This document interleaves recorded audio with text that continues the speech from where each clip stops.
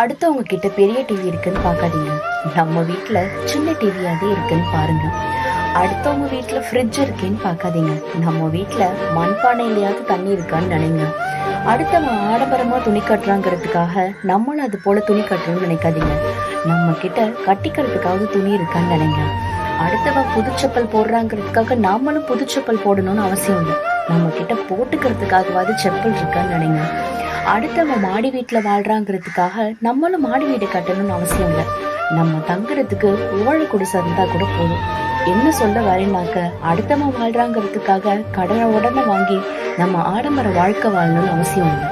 ஏன் சொல்றேன்னா, இன்னைக்கு அப்படியெல்லாம் ஆடம்பர வாழ்க்கை வாழ்ந்துட்டு இருக்க பல குடும்பங்கள் குழு கடனாலையும் வட்டி அதிகமா கட்டி தன்னோட வருமானத்தை இழந்துட்டு இருக்காங்க. அந்த தப்ப நீங்களும் செய்யாதீங்க. வாழ்க்கை ரொம்ப அழகானது. அதை கடன் இல்லாம வாழ பாருங்க. நன்றி.